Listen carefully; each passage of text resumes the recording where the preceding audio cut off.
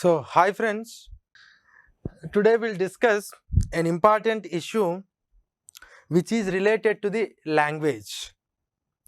Recently, in the country also, some people started demanding like we wanted Hindi to be a national language, and some people say like we don't accept three language formula, we don't accept Hindi, and some people say like no, let every language be given a status of official language.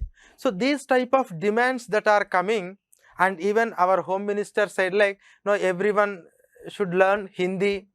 So when someone is saying you should learn Hindi, or when someone is saying the Hindi should be a national language, and someone is saying no, we don't accept this three language formula, often we confuse. So what is the language issue that is there in India?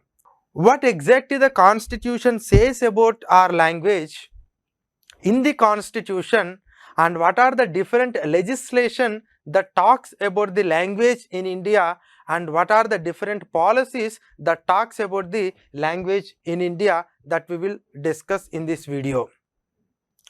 See, if you read the constitution,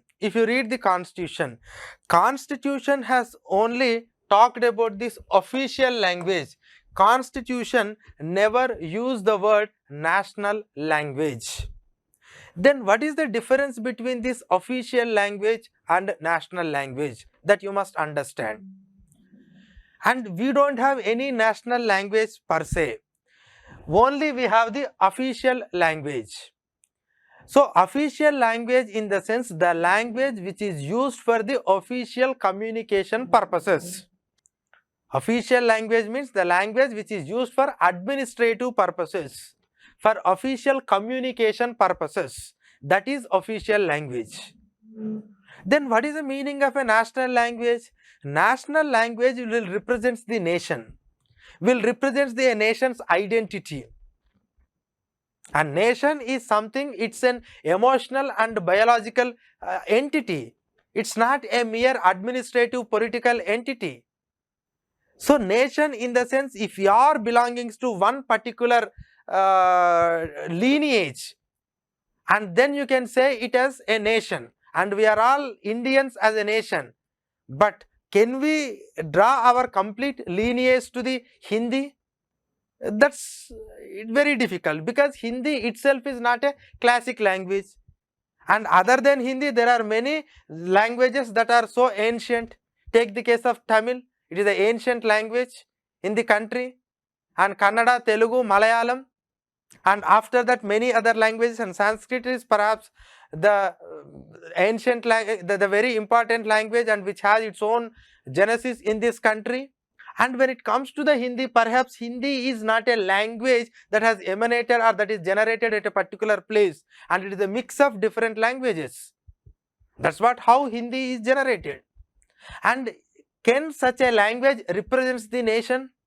It's very difficult. It's very difficult, because when some people are already having a culture, and they are already developed their own language, and that language and culture is completely it's prevailing. So it's very difficult to accept one language that symbolizes or that identify the nation. So it's very difficult, So that is why our constitution has avoided this concept of national language. We are a diverse country, we will celebrate the diversity, and we may be culturally, we may be regionally, we may be religion wise, may be different. But as a nation, there is one single conscience that joins all of us, that is Indianness. That is why we are Indians. So there is no national language, that you must understand. There is only a concept of official language. And in the constitution, Article 343 mentioned about this official language. Article 343 mentioned about official language. And when we are drafting our constitution, and in the Constituent Assembly, lot of debates happened, what should be this official language. Some people said Hindi should be an official language, some people said English should be official language, even some people said Sanskrit should be official language. But anyhow, we have written our constitution in that under article 343, after lot of deliberations and after taking the views of the members of constant assembly, we said like official language of the union shall be Hindi, and it is only for union. Again you have to be very clear, the constitution not prescribed the official language for every state, no, for union, for its own correspondence, for its own official use, the official language of the union shall be Hindi in Devanagari script. Hindi in Devanagari script. Hindi in Devanagari script. When it comes to the numerals, that is numbers, initially people suggested to go for Hindi, but we are using this international numerals, that means international numbers. So whatever we are writing, so this international numbers and Hindi in Devanagari script is the official language for the union. This is what exactly constitution said under article 343. And apart from that, the constitution mentioned like along with the Hindi, English would be continue to be used for period of 15 years. So from when constitution came into effect, from that day for next 15 years, along with the Hindi, English will also be used in this communication by the union government, and accordingly rules are framed. So when union is communicating with a state whose official language is Hindi, they can directly communicate in Hindi. But the state, because they have divided the states into ABC category, and the states in which official language is not a Hindi, then definitely you have to communicate in English. So that means these type of provisions are already made, and it is only when it comes to the union. But when it comes to the state, the state can decide its own language. The state can decide its own official language, and the state legislature can decide any language as the official language. You need not be having only one language as the official language. You can have n number of languages as the official language. And if any minority belong to a state, and if they are considerable number, and they can represent to the both state legislature, and even they can represent to the President of India to make their language as the official language, that they can do. So at the state level it is different, but at the national level this constitution provision says about this, and this was originally mentioned in the constitution. And apart from that, there are some other languages are also mentioned. In the Schedule 8 of the Indian Constitution. So in the Schedule 8, at present we have 22 languages. And the Constitution has recognized, or the government of India recognized these 22 languages. But these are 22. That doesn't mean that every communication will be written in 22 languages. No, it's not like that. But whenever there is a major aspect is there, then they can use this 22 language for translation or something like that. But they did not mention in the constitution about these languages. They have only mentioned the names. Only the language names are mentioned, and there is no description of the sort of languages. So there is no specific description for what purpose you need this language. But center has identified these languages, and if at all center want to communicate anything, or center want to devise any policy or any program, they will consider these languages preferably, because the government and even constitution recognize those languages. And if the constitution or government not recognize some languages, that doesn't mean that they should ignore those languages. No, that should not be the case. And perhaps if you see in the, and this is only for communication purposes, you must understand. And even there is a provision in the Constitution 344, under article 344 clause 1, it is the formation of a commission by the President of India to make the recommendation for the progressive use of Hindi for official purpose for union and restricting the use of English. So our constitution also mentioned about that initially we are continuing the English along with the Hindi for 15 years, but you must make sure that Hindi should be used, the progressive use of Hindi. It's not like imposition at a particular time, no, gradually. So progressive use of Hindi for official purposes of the union, and for restricting the usage of English, and for that it's a commission, and for that it will have its own chairman and members of the scheduled languages. The members of the scheduled language, that means a member should belong to a scheduled language mentioned under the schedule 8. So this is an official language commission, and till now we have appointed one official language commission in the year 1955. In the year 1955, under the chairmanship of B.G. Kher, and they have submitted the recommendation in 1956, and later in the 1957 the parliament has scrutinized that. So this is for progressive use of Hindi, that is what mentioned in the article 344 clause 1.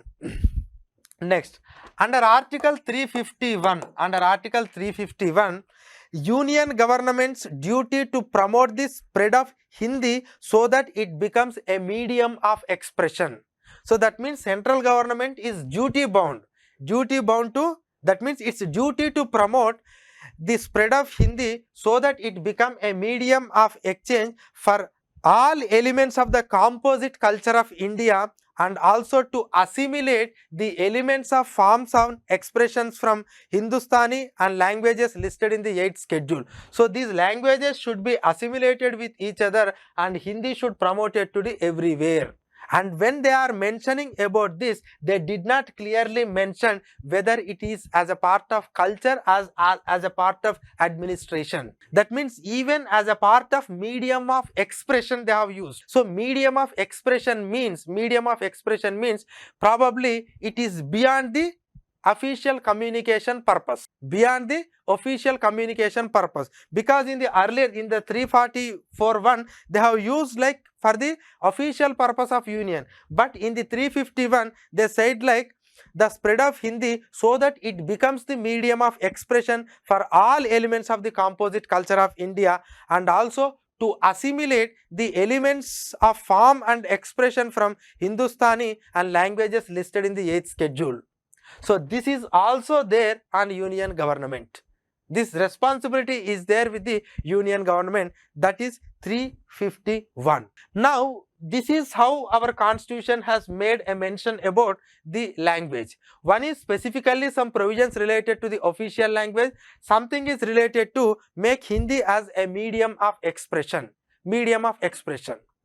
Okay, 15 years time frame they have given.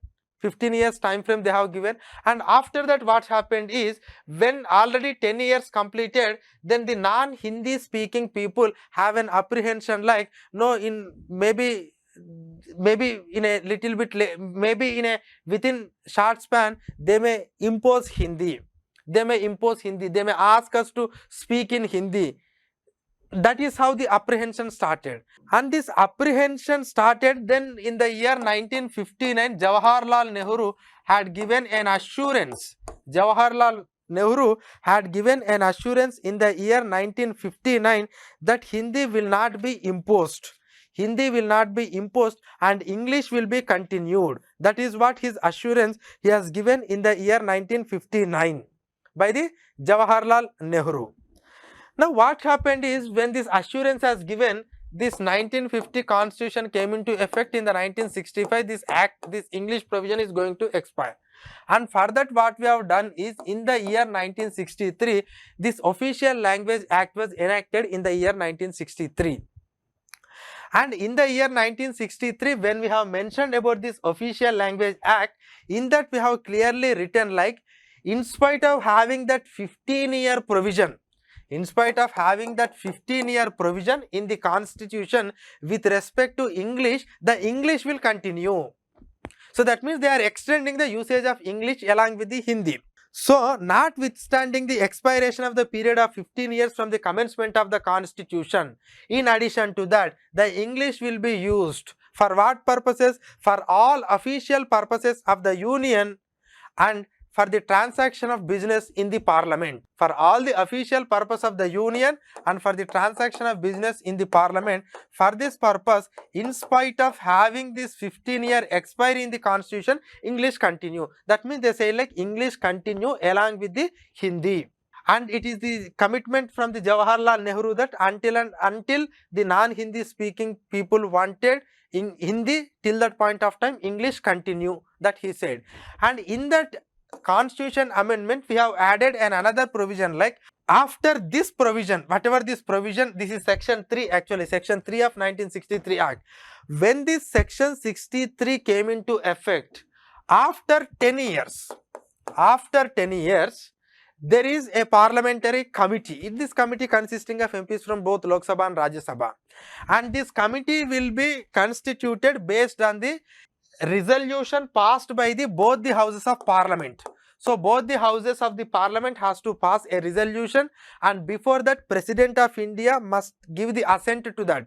So with the prior permission of the President of India, with the resolution moved in both the houses of parliament, you can constitute a committee consisting of members of parliament, and that committee will study the feasibility of continuation of English, and based on the committee's recommendation, it is the President of India will issue any order with respect to the usage of English. This is what mentioned in the 1963 Act. That means it will expire in 1973, but there was no such committee that was appointed till now. The English is continuing. There was no such committee that is appointed that is still continuing now. And nowhere they mention in the 1963 Act, English will abruptly end at one or other point of time. That word, that framing was not there in the Act.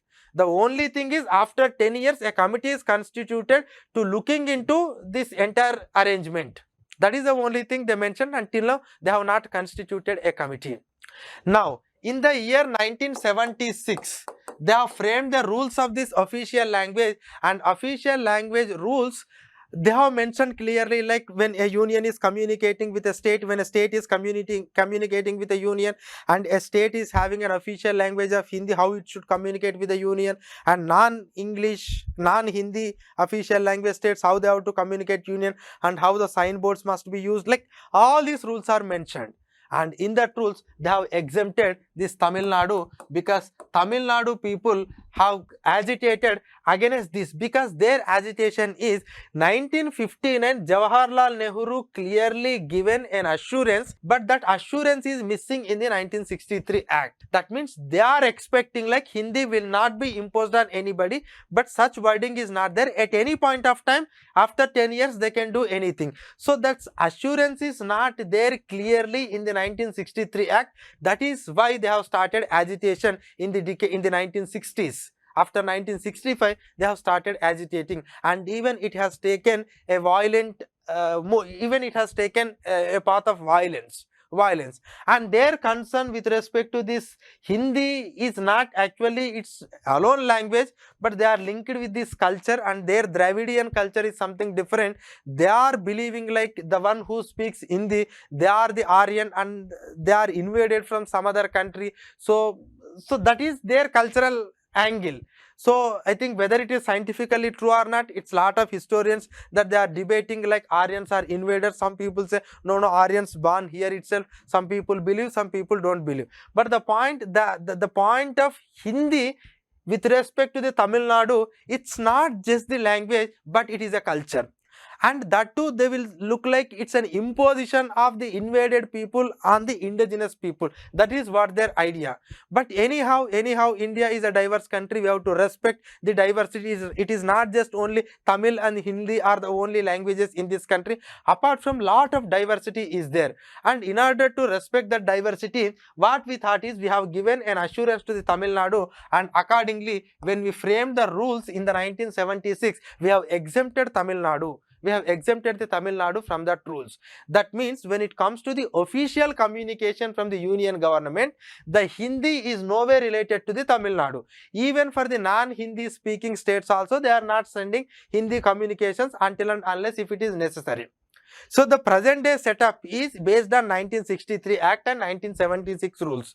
In that, the position which was there in the original constitution, that is continuing. That means Hindi is an official language, English is supplemented. Till what time? There is no time frame now. There is no time frame now. But if that committee appointed and if the President of India takes any decision, then we can looking into that. So this is about the official language mentioned in the Constitution, Official Language Act of 1963 and Rules of 1976. Now the point is, in this entire official language, did anywhere they mentioned about the teaching of Hindi at the school level? So the teaching of Hindi at the school level is not concerned with this. And you also heard about three language formula. Did anywhere I mentioned about three language formula in this? No. The Hindi as a medium of expression to be promoted among the different people, that is a matter of policy in order to implement or give effect to the provisions of the Constitution. It's not for official communication purpose. Official communication will be done in this way. But as our constitutional framers has envisaged, like the Hindi will be a medium of expression, and government's duty is to promote, to spread that Hindi. So that is there in the national education policy. And when we frame the national education policy in the year 1968, that is Kothari Commission, then they mentioned about this three language formula. So what is this three language formula? For any state, because at that time the education was in the state list. Now we are bringing into concurrent list. Anyhow, so first language is mother tongue. For any state, mother tongue is the first language. Mother tongue is the first language. Second is, if the state is Hindi speaking state, then English or any modern Indian language. Any modern Indian language is the second language.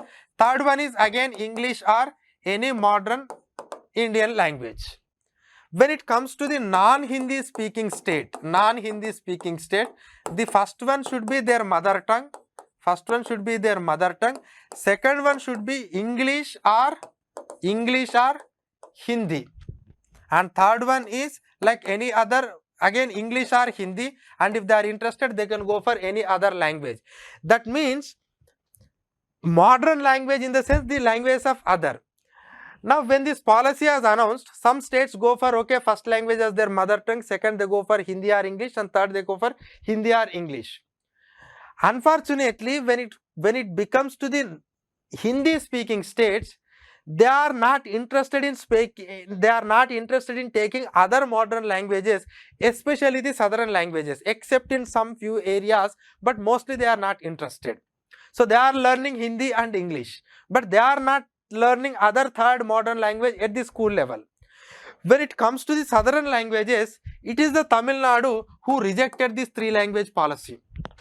Tamil Nadu has completely rejected the three language policy. They said they don't implement three language policy because education is our own system. So we will take whatever the decision, and they are only giving priority to Hindi, and so they are giving only priority to their mother tongue Tamil and the English. And later the people can learn Malayalam or something. But there is no official three language policy in 1960 of the Tamil Nadu. So this is three language formula. So this three language formula is about to impart the different languages at the school level to the children. So this you should not mix with the Official Language Act. And recently we brought a new education policy. And in the recent new education policy also, the policy especially focused on this mother tongue. And this policy focused on this mother tongue even at the higher education, because lot of people are unable to learn this English and lot of material is only available in English. That is where rural people are unable to learn. So the focus should be given only on these mother tongues and the vernacular languages, and all that information available in English should be translated into that. And they have said like promotion of Sanskrit, that is also voluntarily. But the new education policy, they did not impose any language on us. We are free to learn any language.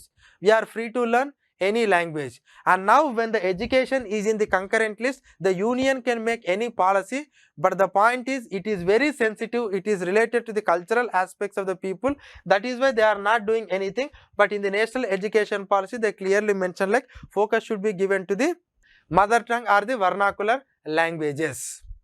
And now these three language policies, some states are following and some states are, especially Tamil Nadu, officially rejected this thing.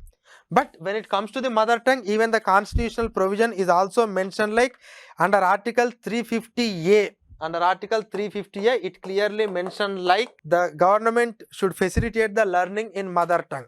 Learning in mother tongue. But so now you must understand there is no compulsion in the Constitution of India that this language should be taught at the school level. No. In the Constitution of India, for official communication purposes, you can use Hindi and English, that according to the changing law and even changing rules. But a provision mentioned like government is having some duty to promote the spread of Hindi as a medium of expression. But how will you promote that Hindi as a medium of expression? Will you impose it on school or will you impose it on administration? Perhaps that's not possible. That's not possible. Okay. So these are the provisions related to the language. And Official Languages Act and the 3 language formula and this new education policy, what they said. So here the debate or the question is not to make some language as the national language. Okay, we are not here to argue like this language should become the national language or that language should become national language. No, but there must be a common lingua franca, because we are after all belong to one country, and there must be a common communicating language so that that spirit of nationalism will enhance. That is the only thing that the constitutional framers are envisaged. But apart from that, there is no intention on somebody to downgrade any language or to discourage any language. So there is no such provisions in the constitution. Okay, and even in the 8th schedule we have recognized some languages. And please understand about these provisions. You can use these provisions or you can use this information especially when you are writing the answers in GS1 and GS2 and mostly in essay. So don't confuse yourselves with these different provisions.